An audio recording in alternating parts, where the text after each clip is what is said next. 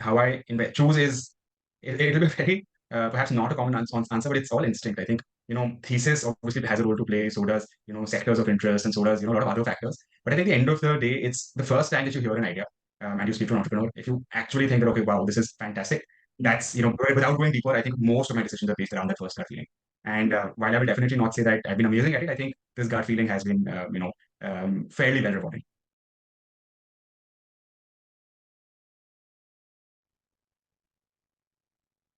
Okay.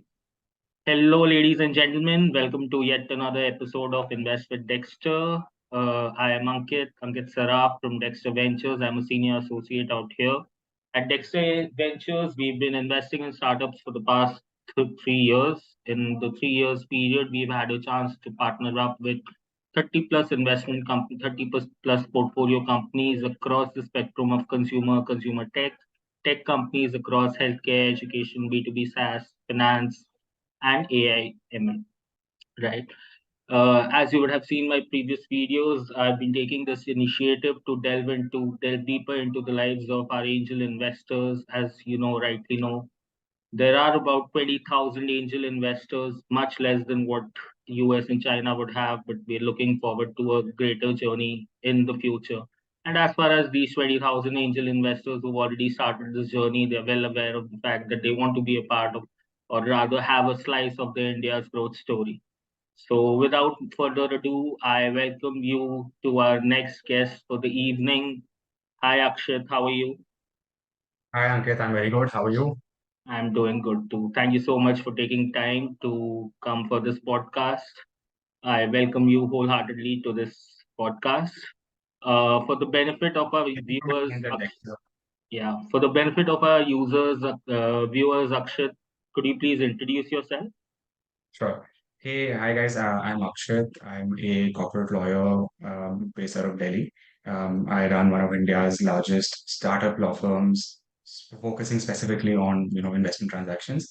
We do a bunch of transactions every year. We work with a lot of leading seed funds in India, as well as some really large, very interesting, very exciting startups and founders. My journey of in angel investing started naturally because I'm part of the ecosystem. So because I could see a lot of opportunity here, over the last 3 years, I started angel investing as well. Apart from whatever I do, generally has been part of the ecosystem. That's very high level brief. I'm sure Ankit will ask me very pointed questions, during this podcast, and I'll be happy to answer all of them to give you a better background. Great. Thank you, Akshat. Thanks for your introduction. While you've already partly answered, I would like you to give a little more detail into while you've associated with startups and VC firms on either sides of the table. I would like you to delve a little more deeper into what really got you into angel investing, startups as a sector, and how has your experience been with startup investing? So I think, look, generally how I got associated is because this is my bread and butter. This is what I do for a living, right? I work with founders and with funds on their investment transactions, and then generally on all of their other legal needs. So because of this, I automatically had an inclination to learn more about the commercial side of these transactions, other than just the drafting and negotiation of all the transaction documents. That's how I got associated. It's actually, I mean, you already know this answer, Ankit, but for the benefit of all the viewers, my association as an investor in startups actually started with Dexter around 2.5 years ago today, and I believe my first ever investment was via Dexter, and then it quickly snowballed from there. I still believe that I think a majority of my investments, if I'm not wrong, are through Dexter. Obviously, lately I've been basis the investments, basis the deals I've been doing a lot of other investments on the side, but a lot of them are still with Dexter. All right, let me ask you something very interesting. So, since you've been advising so many deals, on the ventures, on the VC side as well as the founders, how difficult or easy does it make it for you to, even invest in all of them, choose among them, or, be selective about them? Making it difficult for you, but I'm sure we can have a very good answer out here. Um, how I get deals is simple. I do. roughly 9 to 11 deals a month. So because of that, I obviously get a lot of good deal flow. Most of these deals lately have been on the investor side. So unless I ask the GP, whether I can invest either with them or separately in the company, I don't approach the founders. Where it's on the founder side, if I really like what they're doing, a lot of these guys have been working with me for the last 1.5 years. So, I usually end up investing in the first round and then working with them as well. Though I think that I try to keep my investing in my business very separate. I prefer not usually investing in clients simply because I don't ever want there to be like, question of if there's a conflict or not, etc. Um, how I choose amongst them is, I'll deal with it in detail, but later. But how I invest choose is it'll be a very perhaps not a common answer, but it's all instinct. I think thesis obviously has a role to play. So does sectors of interest, and so does a lot of other factors. But I think the end of the day, it's the first time that you hear an idea and you speak to an entrepreneur. If you actually think that okay, wow, this is fantastic, Mm. that's without going deeper, I think most of my decisions are based around that first gut feeling. And while I will definitely not say that I've been amazing at it, I think this gut feeling has been, fairly well rewarding. So coming on to the next set of questions, Akshit, how many investments done so far and what has been the sectoral exposure? Sure. So I've made roughly 15 investments so far, which are public. There Mm. are three more that are currently in progress. And by that, I mean I have either just deployed those funds and they're not public, or I'm just about to deploy those funds. Um, sectors, well, I'll answer that question in two ways. One is the sector that they are generally invested in. The second is sectors that I generally believe are going to have a huge impact on the way that we see India in the future. What I've invested in so far is a mix of logistics, SaaS, direct to consumer, internet consumer, and retail tech. That's broadly the buckets that I would place my investment in. Mhm. What I haven't invested in, though I would love to, is specifically fintech. Um, AI, will not say that specifically because I have exposure in AI, but that's mostly, I prefer calling it SaaS, and most of these products are actually SaaS companies.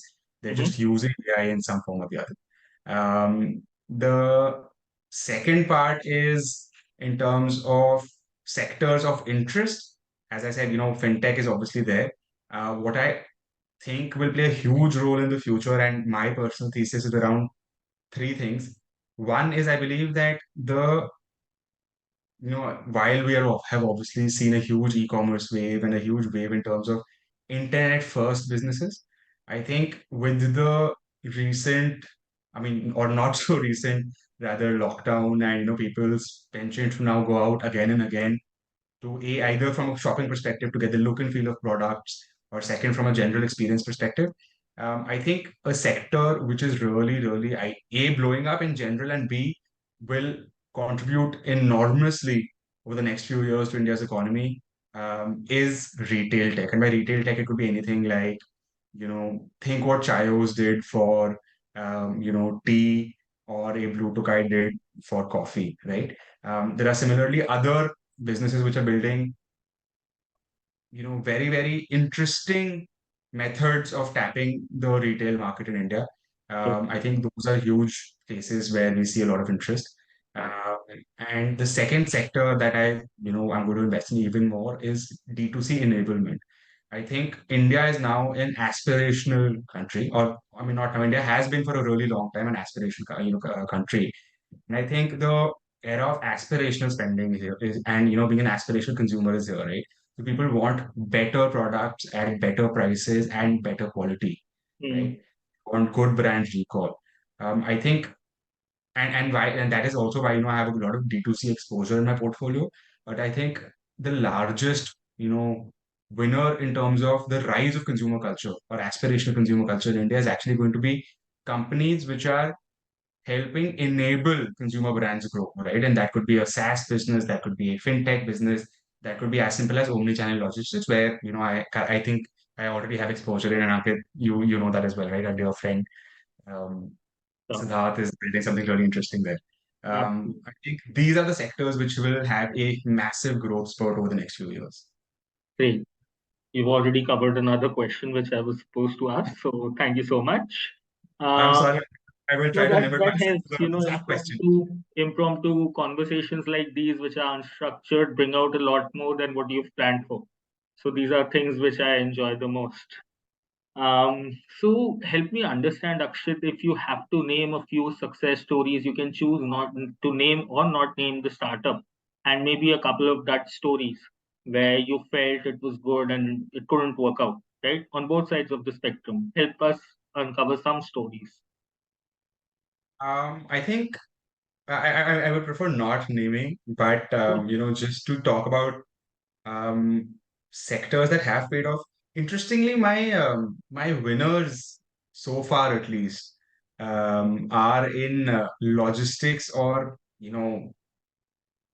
logistics adjacent. SaaS logistics or All right. stuff like. The next batch of winners that I see coming up, or that I have visibility on and I know are performing spectacularly well, are the retail tech businesses. And then of course, I'm fairly lucky in that I think my D2C portfolio is sort of doing fairly well. And while I don't have full visibility in terms of what that winner will look like, I think a D2C dark horse or two should definitely be there in the portfolio as well. Got it. And in On terms the other of side, yeah, sorry. On the other side, I think, look, first we have to understand, and I'll preface, first have to understand that a lot of it depends on market circumstances. And I don't mean, market crashes and all of that. It also depends on a lot of other circumstances which are outside of the control of founders, right? So, and I think, I have a huge amount of respect for all of the founders whose companies I've invested in, regardless of whether they are still operational or not. I think my learnings, here have been that you can't ascribe any one value to why a company is not working. Some of it could be because they're too early. Some of it is because perhaps the GTM was not strong enough. Some of it is just simply because of the fact that they were not able to raise more, even the businesses were doing really well, right? And some of it is also perhaps because we think that the way that the market is reacting is a little slower to adapt, right? On the other side, I mean, I've not really had too many shutdowns, so to speak, but but I think most of my most of the portfolio where I think perhaps which could have done better is in the D2C space, right? That's where I believe. But I think that again, D2C is a very personal choice, right? And I'm a huge fan and still a user of all of the companies whose products I've invested in. All of them, absolutely. each and every single one of them. I have multiple pairs of each of their items, right? And like, even if, for example, they may not have grown or may not be growing the way that I would want them to, I am still a very, very active consumer. And I think that's what I told you earlier, right? My first answer. A lot of my investments are based on instinct, right? And especially in the D2C space, the only way that I invest in D2C is if I would be a consumer. Right? And that's perhaps not the way to look at it from an investor perspective, but that's the way that I look at it. Because if I am not going to buy that product, then regardless of how strong the founder is, what they're building for, etc., I don't think that I am the right investor for them. Because I, as an angel, I also need to be an evangelist of their product, right? And that I'll only do if I believe in their product, right? And a So I contributor huge to amount of the respect for all of my top line. founders. Sorry, And a contributor to the top line.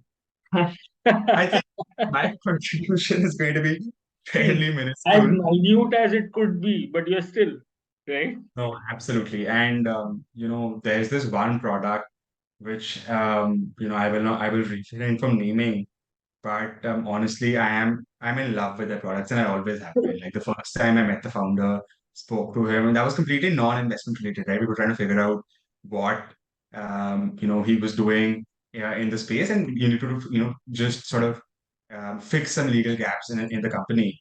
I spoke to him. I generally asked him, "What did you do?" Because the name of the company was really really interesting, and he told me, and I was like, "Boss, I'm investing." And the next day, I had placed an order for like multiple. products from his website, right? And I'm a huge, huge user even If you delve a little more deeper, you might just reveal the name, right? but today. I'll but I'll not I'll leave you to that. I'll not divulge too much in that. Okay, let me ask you something more Dexter specific now.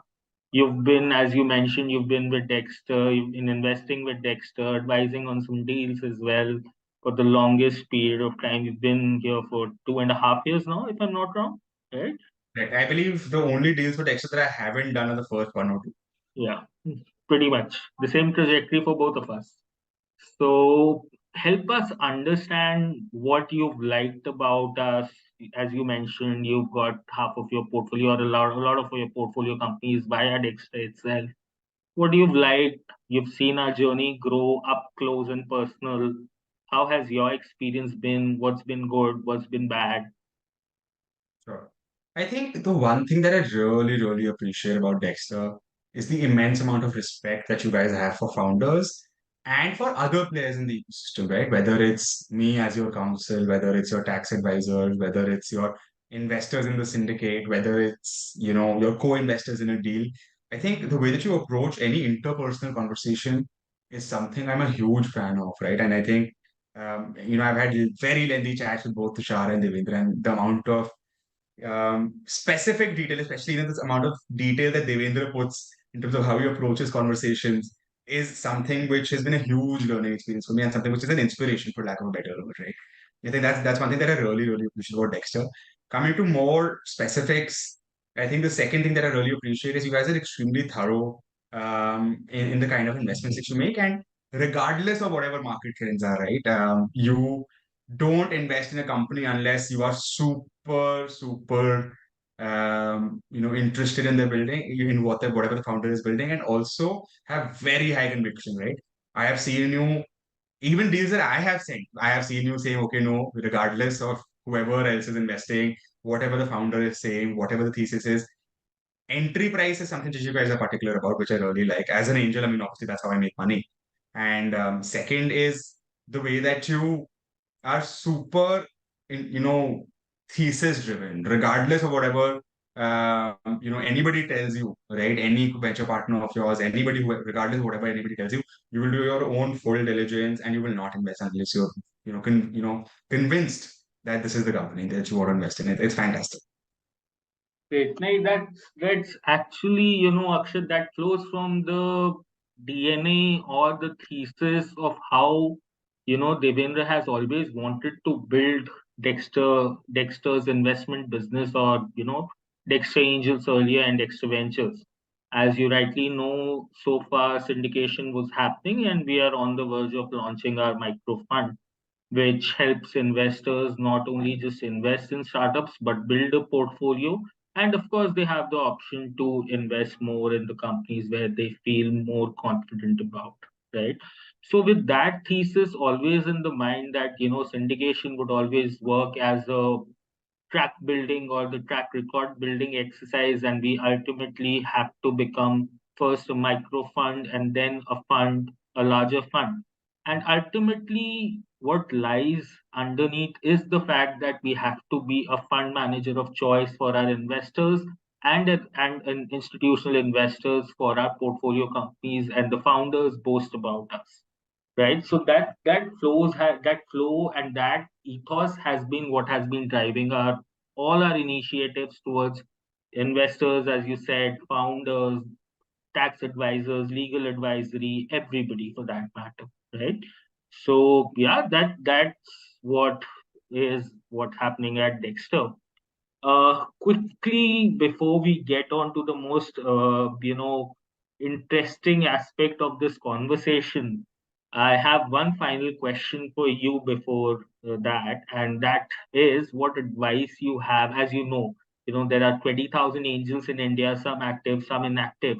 But if you compare it to the larger markets like US and China, we rank third among the startups, number of startups, but while the number of angels is much lesser, right? So this initiative was also to drive more, fence hitters and people who are contemplating about investing and getting a piece of the startup pie, right? So what advice do you have for these people, and what advice do you have in general for people who are looking to angel invest, start their startup investing journey? Sure.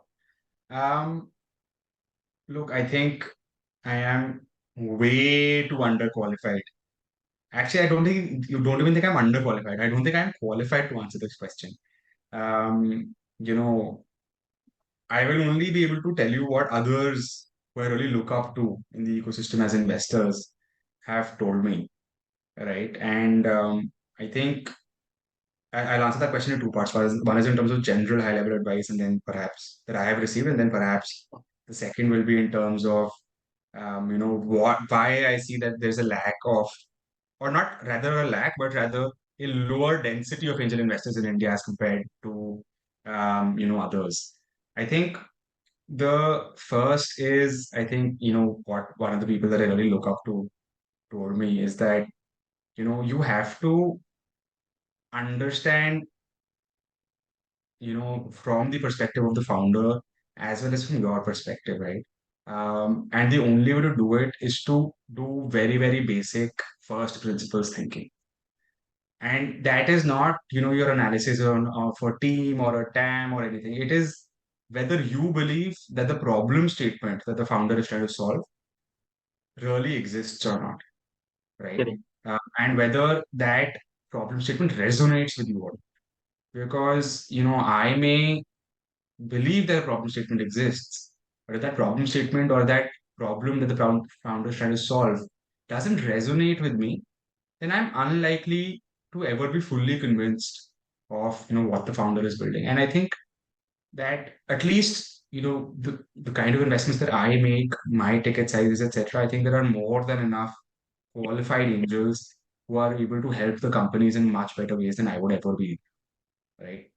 Well, And I I would think say this is you being humble to the core, because any startup or any investor I've referred you to speaks highly about you, right? You are that guy who advises them on legal aspects to the core, right? So you may sound humble, but you may rather say it upfront that no, you've been doing a great and phenomenal work in supporting the startups as well as the VCs on the other side. thanks, Ankit. I'm not sure what's pinker now, my cheeks because I'm blushing or my shirt, but thank you so much. No, but I think, no, really though, right? I think that, look, legal is one thing, but there are a bunch of extremely, not even a bunch, there is a plethora of lawyers who can do my job, perhaps. I mean, forget as well as me, way better than I will ever be able to, perhaps, right? I think putting that aside, I think what founders also need is a lot of other kinds of guidance, assistance, etc. And at the end of the day, what they really, really need is investors who believe in A, them, and B, what they're building. Right. And if Right. I can't provide and if I can't provide that belief, or if I'm not that believer, then I shouldn't be investing there. Absolutely. Right. Um, so I need to identify with the founder. I need to be able to know that regardless of the outcome, this founder is somebody I will always respect. I will always cheer on, I regard, and always help in each decision that they want to make. And obviously, counsel them in wherever they need, if they need it. And the second is, again, I need to believe in what they're building. And if I don't believe in what they're building, I will not invest, even if the best of the best investors are investing in them, because I don't believe that I deserve to invest in them unless I really, really trust them and what they're building. Right? That's the advice that I have gotten. And that comes again, as I said, right, down to first principles thinking, because you need to break down, three things, right? Effectively, you need to break down, and I'm sure, Ankit, this was your next question, so I will touch on it in very, very brief detail. But what you need to think about the founder, the problem, and the solution. If you believe that all of them and the timing, right? If you believe that all four of these are aligned, then and you believe in them, that's when you should invest. Otherwise, you shouldn't. Try to cover these in your. I'm sure what's going to be the next question in detail, but that is it. On the second aspect, in terms of how Sorry, I will take a step back, Ankit. You'll have to repeat the second part of the question. One was in terms of advice, and the second part, I it slips my mind. Please remind me what the question was. My whole question was around your advice to angel investors, first time angels, people fence hitting, looking to start their startup investing journey. What would No, you I advise? remember now. It was about the density, right? I think, look, the density has to do with the fact that as a startup economy, we are multiple years behind a US or even Israel for that matter, right? You would I mean, the venture ecosystem in the US has been around and has been growing at breakneck speed since the 70s and 80s when KPCB and all were there. Some of the investments that they've made back in the day, right, and the are immense, right? And that sort of ecosystem didn't really exist in India till the mid 90s or the early 90s, right? When a lot of the internet investors were first coming up in India. And that's not to say that, angel investments or strategic seed investments were not made earlier. They were definitely made, but they were not, there was no institutionalized ecosystem as such at that time, right? So I think a lot of it has to do with the fact that we are generally, you can't compare us to something like a US right now because we don't have that amount of experience in terms of the startup ecosystem.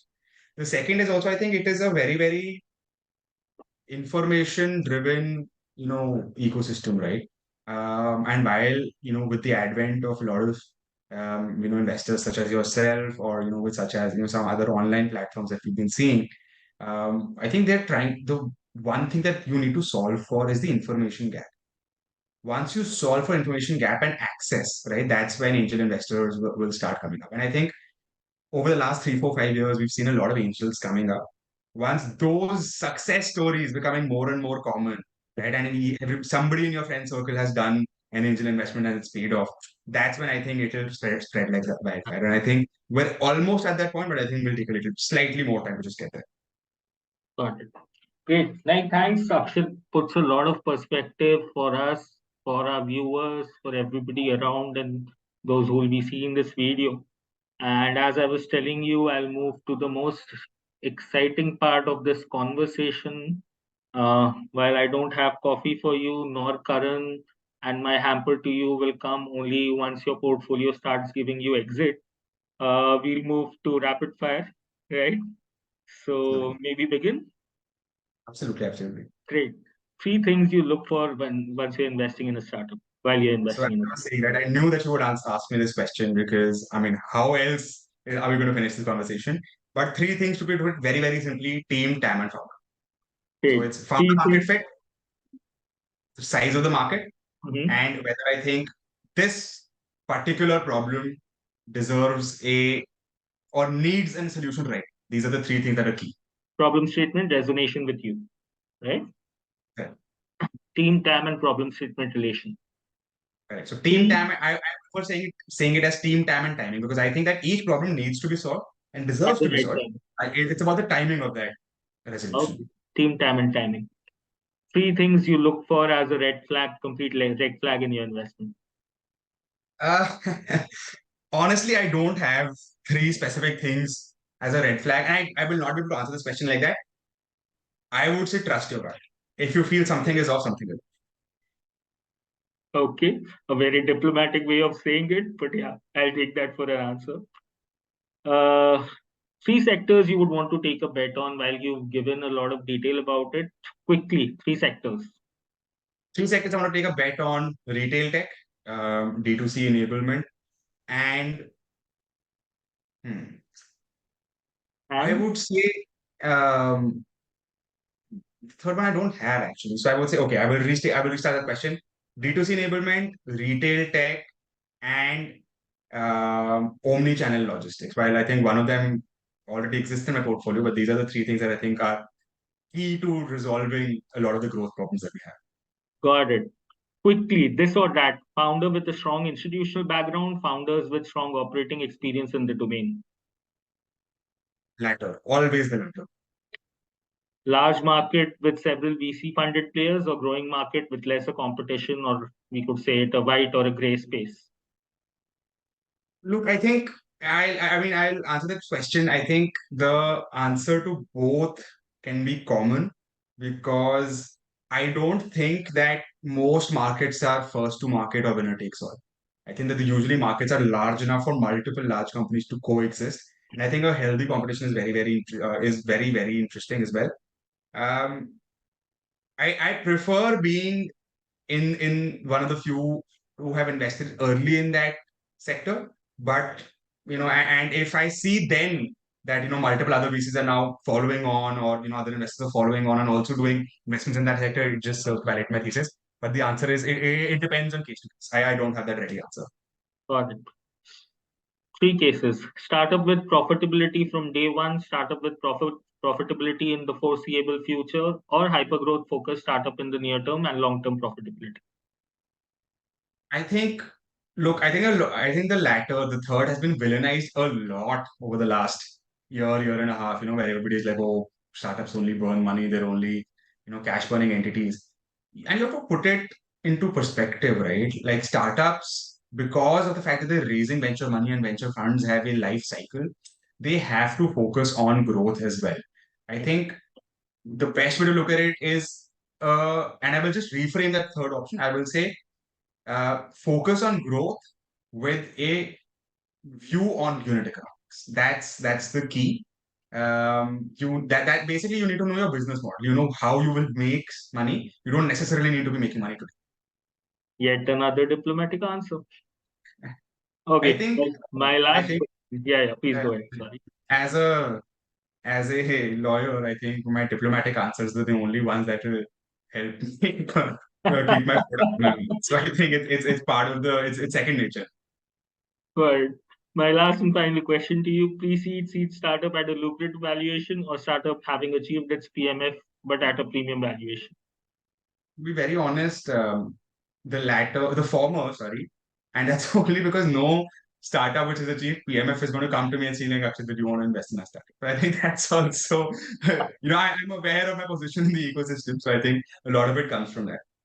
No, Akshit, thank you so much. That puts a lot of perspective. Thank you so much for taking out time today to speaking with me, speaking for this video, speaking for this podcast.